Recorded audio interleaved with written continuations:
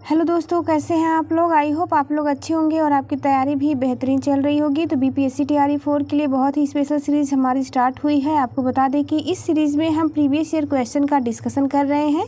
BPSC TRE 1, TRE 2, TRE 3 के साथ ही साथ 69 बीपीएससी के प्रश्नों को भी शामिल किया गया है, जो कि आपके एग्ज़ाम के लिए बहुत ही इंपॉर्टेंट है। यदि आप प्रीवियस ईयर को अच्छे से देख और समझ लेते हैं तो आपकी 80% तैयारी अपने आप ही कंप्लीट हो जाएगी। विदाउट प्रीवियस ईयर क्वेश्चन देखे आप कभी भी अपने एग्ज़ाम की प्रिपरेशन को कंप्लीट नहीं कर सकते हैं, क्योंकि प्रीवियस ईयर से ही आपको अंदाज़ा लगता है कि किस टॉपिक से कैसे प्रश्न पूछे जा रहे हैं और उसी के अनुसार आप अपनी तैयारी को इन्हेंस कर सकते हैं। तो इसी को ध्यान में रखते हुए स्टार्ट किया गया है प्रीवियस ईयर का ये क्वेश्चन सीरीज़। स्टार्ट करते हैं। साइंस के कल हमने 20 क्वेश्चन को कंप्लीट कर लिया था और आज हम स्टार्ट करेंगे क्वेश्चन नंबर 21 से। यदि आप चैनल पर नए हो तो चैनल को ज़रूर सब्सक्राइब करें ताकि आने वाले सभी वीडियो का नोटिफिकेशन मिलता रहे। आप इन सभी प्रश्नों का आंसर देने का प्रयास करेंगे। यदि आपके प्रश्न गलत होते हैं तो उन प्रश्नों को विशेष तौर पर आप ध्यान देंगे, ताकि यदि ये क्वेश्चन रिपीट हो तो आपके गलत ना होने पाए। स्टार्ट करते हैं क्लास को। किसी पेड़ की उम्र की गणना की जा सकती है? ऑप्शन ए, शाखाओं की संख्या की गणना से। ऑप्शन बी, जमीन से 1 मीटर ऊपर तने के घेरे की माप से। ऑप्शन सी, पेड़ की ऊंचाई की माप से। ऑप्शन डी, उपयुक्त में से एक से अधिक या इनमें से कोई नहीं। तो इसका राइट आंसर है ऑप्शन बी, जमीन से 1 मीटर ऊपर तने के घेरे की माप से किसी पेड़ की उम्र की गणना की जा सकती है। आइए इसका डिटेल एनालिसिस देखते हैं। ये आपके एनालिसिस मोस्ट इम्पॉर्टेंट होते हैं, क्योंकि एग्ज़ाम में ज़रूरी नहीं है कि यही प्रश्न सेम टू सेम रिपीट करें, पर इससे रिलेटेड क्वेश्चन अवश्य ही पूछे जाते हैं और ये एनालिसिस पढ़ने के बाद आपके सभी टॉपिक कंप्लीट हो जाएंगे इससे जुड़े हुए, ताकि ऐसे प्रश्न जब दोबारा पूछे जाएं तो आप आसानी से कर पाएँ। किसी पेड़ की उम्र की गणना ज़मीन से 1 मीटर ऊपर तने के घेरे की माप से की जाती है। पेड़ पर वलियों की संख्या वर्ष दर वर्ष बढ़ती जाती है। अगला प्रश्न हम देखेंगे। आणविक ऑक्सीजन का पत्तियों से निकलना कौन सी भौतिक क्रिया है? ये प्रश्न पूछा गया है बीपीएससी टीआरई 1 का, यानी कि पेपर 3 में पूछा गया है 9th 10th में। ऑप्शन देखेंगे। विसरण, वाष्पोत्सर्जन, सी है परासरण, या उपयुक्त में से एक से अधिक या इनमें से कोई नहीं। तो इसका आंसर होगा ऑप्शन ए, विसरण। आइए देखते हैं विसरण क्या होता है। आणविक ऑक्सीजन की पत्तियों से निकलना विसरण कहलाता है। पत्तियों में यह क्रिया प्रकाश संश्लेषण के दौरान संपन्न होती है। इस क्रिया में ऑक्सीजन और ग्लूकोज अणुओं को बनाने के लिए सूर्य के प्रकाश की उपस्थिति में जल और कार्बन डाइऑक्साइड प्रतिक्रिया करते हैं। लीची का खाद्य भाग, यानी कि लीची का खाने योग्य भाग कौन सा है? बीपीएससी टीआरई 1 का ये प्रश्न है, पेपर 3 में आया हुआ है। लीची का खाने योग्य भाग, ऑप्शन देखेंगे। Aril, option B thalamus, option C बीज कोट, या ऑप्शन डी उपयुक्त में से एक से अधिक या इनमें से कोई नहीं। तो राइट आंसर याद रखेंगे, लीची का खाने योग्य भाग एरिल होता है। लीची एक फल है जिसका वैज्ञानिक नाम लीची चाइनेंसिस है। इसके खाने वाले भाग का नाम एरिल होता है। इसे रज्जु से विकसित किया जाता है, जिसे बीज डंठल के रूप में जाना जाता है। कुछ प्रमुख फल और उनके खाने वाले जो भाग हैं, जो कि एग्ज़ाम में बार बार पूछे जाते हैं, तो आप ध्यान देंगे। आम का खाने योग्य भाग होता है मध्य फल भित्ति, यानी कि आम का मध्य फल भित्ति को खाया जाता है। नारियल के भ्रूण पोष को खाया जाता है और सेब के मांसल पुष्पासन भाग को खाया जाता है। Question number 24। पौधों में प्रदीप्ति कालिता की खोज करने वाले कौन हैं? ऑप्शन ए, गार्नर और एलार्ड। ऑप्शन बी, स्टीवर्ट और सैलिसबरी। ऑप्शन सी, थीमैन और स्कूक। ऑप्शन डी उपयुक्त में से एक से अधिक या इनमें से कोई नहीं। बीपीएससी टीआरई 1 का प्रश्न है, पेपर 4 में, यानी कि 11th 12th में पूछा गया प्रश्न। इसका राइट आंसर याद रखेंगे, गार्नर और एलार्ड होता है। पौधों में प्रदीप्ति कालिता की खोज गार्नर और एलार्ड ने सन 1920 में किया था। कुछ पौधों में फूल खिलने के लिए निश्चित मात्रा में प्रकाश की आवश्यकता होती है, इससे ही पौधों की प्रदीप्ति कालिता कहते हैं। यह पौधों पर नहीं बल्कि जानवरों पर भी लागू होता है। प्रदीप्ति कालिता के आधार पर पौधों को 3 वर्गों में बांटा गया है, जो निम्न है। लंबे दिन वाले पौधे होते हैं, जिन पौधों को प्रकाश की अधिक आवश्यकता होती है वे पौधे अधिक लंबे दिन वाले पौधे, जैसे कि शॉर्ट में इसे LDP भी कहा जाता है। एग्जाम्पल याद रखेंगे, मूली, पालक और चुकंदर आदि। छोटे दिन वाले पौधे, जिन पौधों को प्रकाश की कम आवश्यकता होती है उन्हें छोटे दिन वाले पौधे कहा जाता है। एग्जाम्पल है सूरजमुखी, चावल, सोयाबीन और तंबाकू। दिन तटस्थ पौधे, वे पौधे जिनमें दिन की लंबाई की परवाह किए बिना फूल आते हैं दिन तटस्थ पौधे कहलाते हैं, जैसे कि गुलाब, टमाटर, ककड़ी इत्यादि। इस सीरीज को कंप्लीट करने के बाद आपको काफ़ी लाभ होने वाला है एग्ज़ाम के प्रिपरेशन में।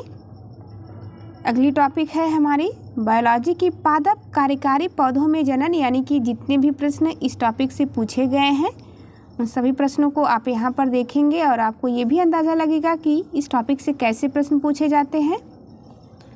क्वेश्चन नंबर 24, स्टोमेटा पत्तियों की सतह पर छोटे छोटे छिद्र होते हैं जिनके द्वारा पौधे ग्रहण करते हैं। तो पौधे क्या ग्रहण करते हैं? Option A nitrogen, option B carbon dioxide, option C water, option D उपयुक्त में से एक से अधिक या इनमें से कोई नहीं।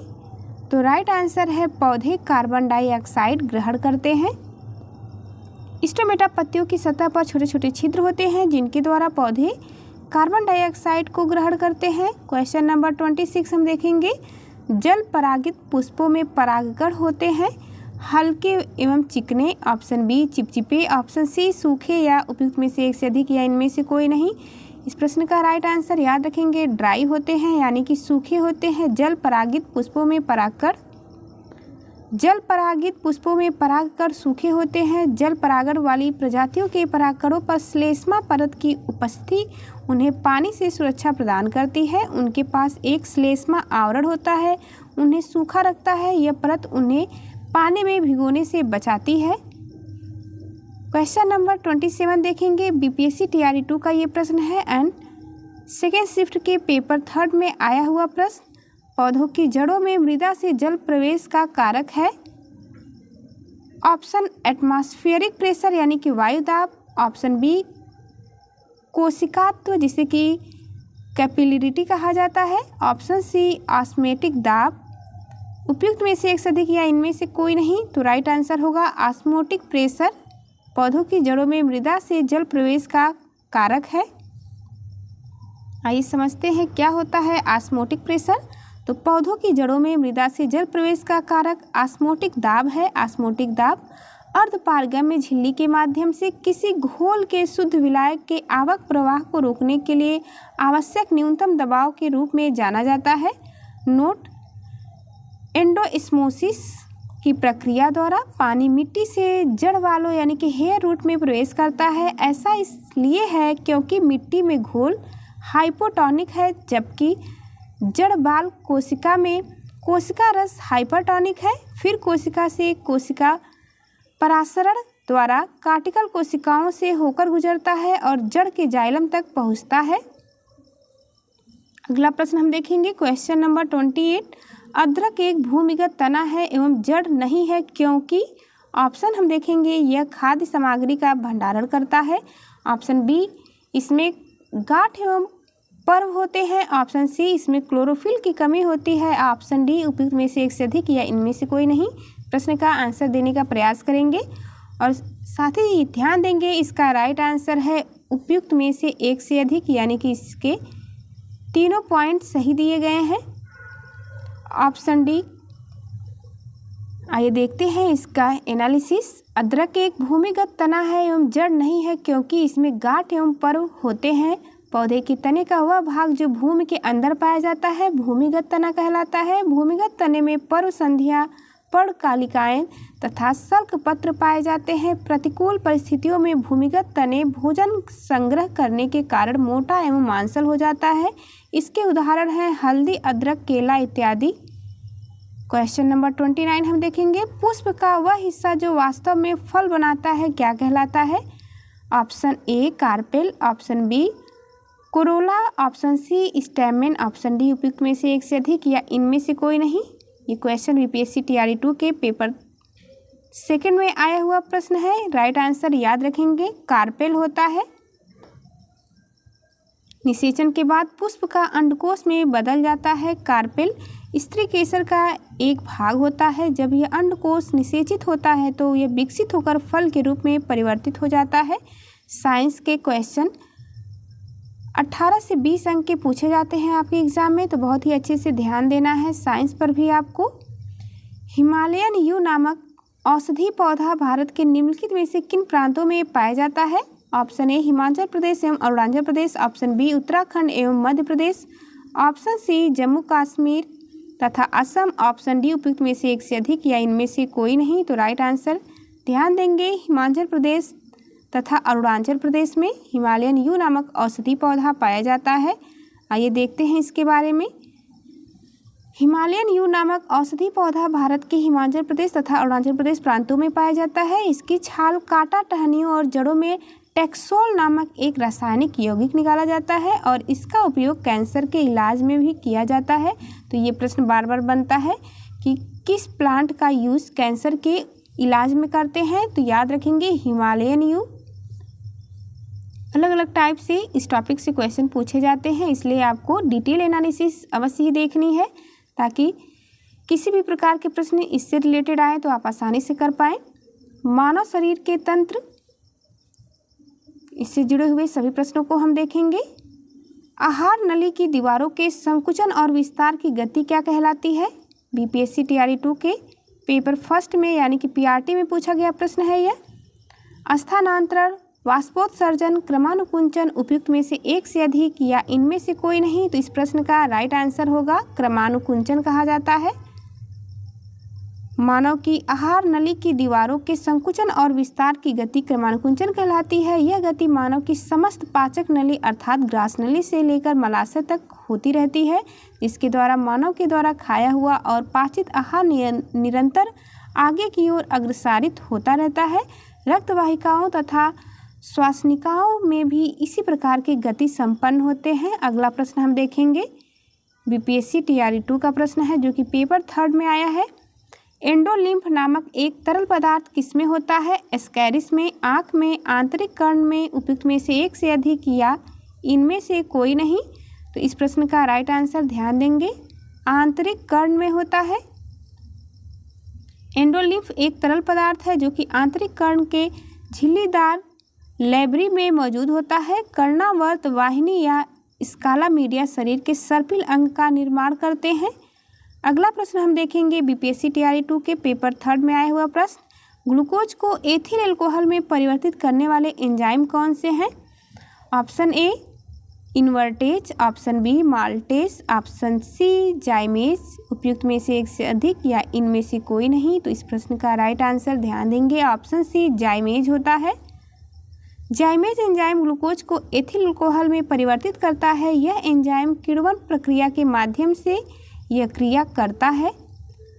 अगला प्रश्न है, ब्लड प्लेटलेट्स हेल्प इन यानी कि रक्त पट्टिकाणु मदद किसमें करते हैं? तो ऑप्शन हम देखेंगे, ऑप्शन ए आरबीसी उत्पादन में, ऑप्शन बी रक्त के अस्कंदन में, ऑप्शन सी डब्ल्यूबीसी उत्पादन में, उपयुक्त में से एक से अधिक या इनमें से कोई नहीं। तो इस प्रश्न का राइट आंसर ऑप्शन बी होगा रक्त अस्कंदन में यानी कि ब्लड क्लॉटिंग में। इसका डिटेल एनालिसिस अवश्य देखेंगे। रक्त में उपस्थित प्लेटलेट्स शरीर की ऐसी कोशिकाएं होती हैं जो रक्त स्कंदन करती हैं और साथ ही क्षतिग्रस्त ऊतकों को ठीक करने का काम करती हैं। ये कोशिकाएं द्रव से बनी होती हैं। मानव शरीर के रक्त में सामान्य प्लेटलेट्स काउंट 1.5 लाख से 4.5 लाख प्रति माइक्रोलीटर रक्त में होता है। क्वेश्चन नंबर हम देखेंगे 35, कौन सी ग्रंथि दोनों अंतःस्रावी एवं बाह्यस्रावी के रूप में कार्य करती है? बार बार ये क्वेश्चन रिपीटेशन मोड में पूछा गया है, बहुत ही अच्छे से ध्यान रखेंगे। बीपीएससी टीआरई 2 के सेकेंड शिफ्ट में पूछा गया प्रश्न है। ऑप्शन ध्यान देंगे, कौन सी ग्रंथि दोनों अंतःस्रावी एवं बाह्यस्रावी के रूप में कार्य करती है? थायराइड, एड्रिनल, अग्नाशय, उपयुक्त में से एक से अधिक या इनमें से कोई नहीं। इस प्रश्न का राइट आंसर होगा ऑप्शन सी पैंक्रियाज यानी कि अग्नाशय। अग्नाशय पेट का एक अंश है जिसमें कि अंतःस्रावी और बाह्यस्रावी दोनों कार्य करते हैं। यह विभिन्न प्रकार के हार्मोन पैदा करते हैं जो ज़्यादातर रक्त शर्करा के स्तर को विनियमित करने से संबंधित होते हैं। एक बाह्यस्रावी ग्रंथि के रूप में यह अग्नाशयी द्रव का सिक्रेशन करती है जिसमें कि बाइकार्बोनेट और पाचन एंजाइम होते हैं। क्वेश्चन नंबर हम देखेंगे 36। एरोबिक श्वसन के दौरान कितने पद या पदों से CO2 का निष्पादन होता है? ऑप्शन ध्यान देंगे 1, 6, 3 या उपयुक्त में से एक से अधिक या इनमें से कोई नहीं। तो राइट आंसर होगा 3 यानी कि 3। एरोबिक श्वसन ऑक्सीजन की उपस्थिति में ग्लूकोज को एडेनोसिन ट्राइफॉस्फेट में परिवर्तित कर ऊर्जा उत्पन्न करने की प्रक्रिया है। एरोबिक श्वसन के 3 चरण होते हैं, ग्लाइकोलाइसिस, क्रेब्स चक्र और इलेक्ट्रॉन परिवहन श्रृंखला। एरोबिक श्वसन के दौरान 3 पदों में CO2 निष्पादन होता है। प्रथम बार पाइरूवेट के ऑक्सीडेटिव डीकार्बोक्सिलेशन के समय और दोबारा क्रेब्स चक्र के दौरान। क्वेश्चन नंबर 37 हम ध्यान देंगे। BPSC TRE 2 का ये प्रश्न है, पेपर 3 में आया हुआ। मानव गुर्दे में निस्पंदन इकाइयों को क्या कहा जाता है? ऑप्शन ध्यान देंगे नेफ्रॉन, न्यूट्रॉन, न्यूरॉन या उपयुक्त में से एक से अधिक या इनमें से कोई। इस प्रश्न का राइट आंसर होगा option A nephron. Next question हम देखेंगे। जल्द ही आपके सभी सब्जेक्ट के प्रीवियस ईयर क्वेश्चन को कंप्लीट करा दिया जाएगा। अगला प्रश्न है, टैकीकार्डिया में हृदय गति हो जाती है। BPSC TRE 2 के पेपर 3 में आया हुआ प्रश्न, टैकीकार्डिया में हृदय की गति हो जाती है। ऑप्शन ध्यान देंगे धीमी, सामान्य, तेज या उपयुक्त में से एक से अधिक या इनमें से कोई नहीं। तो राइट आंसर सी होगा, फास्ट हो जाती है टैकीकार्डिया में हृदय की गति। टैकीकार्डिया हृदय की धड़कन को अनियमित होने से संबंधित एक सामान्य विकार है। इसमें आराम की अवस्था में भी हृदय की गति सामान्य से बहुत अधिक तेज होती है। क्वेश्चन नंबर 39, निम्नलिखित में से किससे संबंधित होता है? लैक्टियल्स। ऑप्शन ध्यान देंगे दुग्ध उत्पादन से, लैक्टिक अम्ल सिक्रेशन से, वसा अवशोषण से या उपयुक्त में से एक से अधिक या इनमें से कोई नहीं। तो लैक्टियल्स संबंधित होते हैं वसा अवशोषण से, यानी कि एब्जॉर्प्शन ऑफ फैट्स। लैक्टियल्स वसा अवशोषण से संबंधित है। लैक्टियल्स का कार्य पाचन की प्रक्रिया के दौरान लैक्टियल्स छोटी आंत से वसा और लिपिड के बड़े अणुओं में से अवशोषित करते हैं, यानी कि बड़े अणुओं को अवशोषित करते हैं जो उन्हें दूधिया सफ़ेद रूप देता है। लैक्टियल्स लिपोप्रोटीन के रूप में सामग्री को लसिका प्रणाली में ले जाने के लिए एक मार्ग के रूप में कार्य करते हैं। क्वेश्चन नंबर 40, उभयचर सांस लेने के लिए उपयोग में लाते हैं। तो उभयचर सांस लेने के लिए किसका उपयोग करते हैं? ऑप्शन के अनुसार आंसर देंगे फेफड़े का, त्वचा का, गिल का या उपयुक्त में से एक से अधिक या इनमें से कोई नहीं। तो इस प्रश्न का राइट आंसर है उपयुक्त में से एक से अधिक, यानी कि सबका प्रयोग करते हैं। आइए देखते हैं इसका डिटेल एनालिसिस, अवश्य देखिएगा। उभयचर ऐसे जीव होते हैं जो जल और थल दोनों स्थान पर रह सकते हैं। उभयचर जीवों में श्वसन गलफड़ा, त्वचा और फेफड़े से करते हैं। ये ठंडे खून वाले जीव होते हैं। इनमें 3 कक्षीय दिल पाया जाता है, यानी कि 3 चैम्बर हार्ट पाए जाते हैं। क्वेश्चन नंबर 41, लार का प्रमुख कार्य क्या है?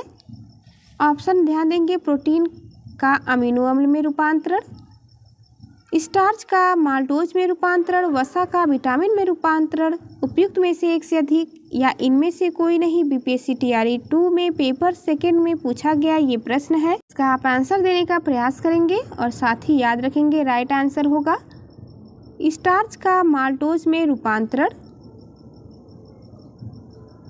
लार में एमाइलेज नामक पाचक एंजाइम पाया जाता है। एमाइलेज एंजाइम स्टार्च को माल्टोज में परिवर्तित करता है। और ये क्वेश्चन बार बार पूछा गया है अलग अलग एग्जाम में। मानव आँख में किसी वस्तु का प्रतिबिंब कहाँ पर बनता है? रेटिना पर, पुतली पर, परितारिका पर, उपयुक्त में से एक से अधिक या इनमें से कोई। प्रश्न का राइट आंसर होगा ए, रेटिना पर बनता है। मानव आँख में किसी वस्तु का प्रतिबिंब रेटिना पर बनता है। मानव आँख के रेटिना पर बनने वाला प्रतिबिंब वास्तविक तथा उल्टा बनता है। रेटिना ऊतक की पतली परत होती है जो आँख के पिछले हिस्से को अंदर की तरफ प्रतिच्छेद करती है।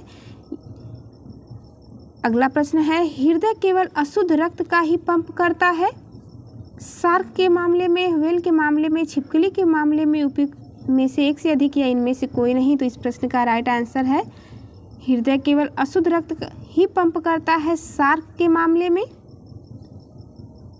शार्क का हृदय केवल अशुद्ध रक्त ही पंप करता है। शार्क में एक परिसंचरण तंत्र और 2 कक्षीय हृदय होता है। हृदय रक्त को गलफड़ों तक प्रवाहित करता है जो इसे ऑक्सीजन प्रदान करती है। यह ऑक्सीजन युक्त रक्त हृदय में लौटने से पहले पूरे शरीर और ऊतकों तक पहुंचाया जाता है। क्वेश्चन नंबर 44, आगत तथा निर्गत तंत्रिकाएं मिलती हैं। यकृत में, केंद्रीय तंत्रिका तंत्र में, हृदय में या उपयुक्त में से कोई नहीं? तो ये 69 बीपीएससी 2023 के प्री में पूछा गया प्रश्न है। राइट आंसर याद रखेंगे, केंद्रीय तंत्रिका तंत्र में आगत तथा निर्गत तंत्रिकाएं मिलती हैं। आइए समझते हैं कि आगत तथा निर्गत तंत्रिकाएं क्या होती हैं। ये प्रश्न बार बार एग्जाम में पूछे जाते हैं, इसलिए इसे समझना काफ़ी इंपॉर्टेंट है। आगत तथा निर्गत तंत्रिकाएं केंद्रीय तंत्रिका तंत्र में मिलती हैं। आगत और निर्गत तंत्रिकाओं के बीच रिफ्लेक्स आर्क कनेक्शन रीढ़ की हड्डी के एक बंडल में मिलते हैं। रीढ़ की हड्डी में किसी भी प्रकार की चोट लगने से तंत्रिकाओं में आने वाले संकेत के साथ साथ रिसेप्टर्स तक आने वाले संकेत भी बाधित हो जाते हैं। मानव का तंत्रिका तंत्र 2 भागों में विभाजित है, यानी कि केंद्रीय तंत्रिका तंत्र तथा परिधि तंत्रिका तंत्र। क्या होता है केंद्रीय तंत्रिका तंत्र? आइए इसे समझते हैं। केंद्रीय तंत्रिका तंत्र में मस्तिष्क तथा मेरुरज्जु सम्मिलित हैं, जहां सूचनाओं का संसाधन एवं नियंत्रण होता है। परिधि तंत्रिका तंत्र में 2 प्रकार की तंत्रिकाएं होती हैं, संवेदी और प्रेरक। संवेदी तंत्रिकाएं उद्दीपनों को ऊतकों अंगों से केंद्रीय तंत्रिका तथा प्रेरक तंत्रिकाएं नियामक उद्दीपनों को केंद्रीय तंत्रिका तंत्र से संबंधित परिधि ऊतक या अंगों तक पहुंचाती हैं। अगला प्रश्न हम देखेंगे, question number 45 BPSC 69 BPSC pre में पूछा हुआ प्रश्न है, निम्नलिखित में से कौन से जीव के स्वाद नहीं है? नंबर 1 मीठा, नंबर 2 कड़वा, नंबर 3 है नमकीन, नंबर 4 है मसालेदार, नंबर 5 है उमामी, नंबर 6 है खट्टा एंड नंबर 7 तीखा। इसमें से कौन से जीव के स्वाद नहीं होते हैं? तो राइट आंसर सी है, यानी कि मसालेदार और खट्टा और तीखा स्वाद नहीं होता है जीव में। जीव एक मांसपेशी अंग है जो पीछे की ओर मुख गुहिका के अधर तल से जुड़ी होती है। जीव के स्वाद मुख्यतः 5 होते हैं। जनरली बुक में 4 ही स्वाद दिए गए होते हैं, पर यहाँ पर आप देख सकते हैं 5वां भी ऐड किया गया है, जो कि मीठा, कड़वा, खट्टा, नमकीन तथा उमामी ये स्वाद होते हैं जीव पर। मसालेदार तथा तीखा जीव के स्वाद नहीं है। क्वेश्चन नंबर 46, स्तनधारी में सामान्य श्वसन के दौरान डायफ्राम होता है। धनुषाकार, चपटा, नीचे धंसा हुआ या उपयुक्त में से एक से अधिक या इनमें से कोई नहीं? तो राइट आंसर है उपयुक्त में से एक से अधिक। बीपीएससी टीआरई 1 में ये प्रश्न आया हुआ था पेपर 4 में। स्तनधारियों में डायफ्राम फेफड़ों के नीचे स्थित श्वसन की एक प्रमुख मांसपेशी है। श्वसन क्रिया में सांस लेना और सांस छोड़ना शामिल है। सांस लेने के दौरान गुंबद के आकार का डायफ्राम चपटा यानी कि संकुचित हो जाता है और बाहरी इंटरकोस्टल मांसपेशियां सिकुड़ जाती हैं, जो पसलियों के पिंजरे को ऊपर की ओर खींचती है, जिससे वक्षीय आयतन में वृद्धि होती है और फुफ्फुसी दबाव कम हो जाता है और बाहर से हवा फेफड़ों में चली जाती है। वहीं सांस छोड़ने की प्रक्रिया के दौरान अंतरकोस्टल मांसपेशियां पसलियों के पिंजरों को अंदर और नीचे की ओर धकेलती हुई शिथिल हो जाती हैं, जिससे वक्ष का आयतन कम हो जाता है तथा फुफ्फुसी दबाव बढ़ जाता है और हवा फेफड़ों से बाहर निकलने को मजबूर हो जाती हैं। अतः स्पष्ट है कि श्वसन क्रिया के दौरान डायफ्राम एक से अधिक आकार का होता है। क्वेश्चन नंबर 47, मस्तिष्क के कौन से भाग रक्तचाप का नियंत्रित करते हैं? इंपॉर्टेंट लगाएंगे, ये प्रश्न बार बार पूछे जाते हैं। बीपीएससी टीआरई 1 के सेकेंड शिफ्ट में आया हुआ प्रश्न है। ऑप्शन ध्यान देंगे, रीढ़ की हड्डी, खोपड़ी, हाइपोथैलेमस, रीढ़ की हड्डी, खोपड़ी, cerebrum. Option C post medulla cerebellum. Option D उपयुक्त में से एक से अधिक या इनमें से कोई नहीं? तो इस प्रश्न का राइट आंसर है रीढ़ की हड्डी, खोपड़ी और हाइपोथैलेमस, ये रक्तचाप को नियंत्रित करने वाले पार्ट हैं। रीढ़ की हड्डी, खोपड़ी और मुख्य रूप से खोपड़ी का हाइपोथैलेमस भाग शरीर के ब्लड प्रेशर को नियंत्रित करता है। हाइपोथैलेमस मस्तिष्क के डाइएन्सेफेलॉन भाग में स्थित होता है। यह शरीर के तापमान और हृदय गति को नियंत्रित करता है। अगला प्रश्न है, पीयूष ग्रंथि का कार्य क्या है? बीपीएससी टीआरई 1 के सेकेंड शिफ्ट में पूछा गया प्रश्न है। ऑप्शन ध्यान देंगे, पुरुषों में यौन अंगों को विकसित करना। ऑप्शन बी, सभी अंगों में वृद्धि को प्रोत्साहित करना। ऑप्शन सी, शरीर में चीनी और नमक के स्तर को नियंत्रित करना। ऑप्शन डी, उपयुक्त में से एक से अधिक या इनमें से कोई नहीं। इस प्रश्न का राइट आंसर होगा ऑप्शन डी, यानी कि उपयुक्त में से एक से अधिक कार्य होते हैं।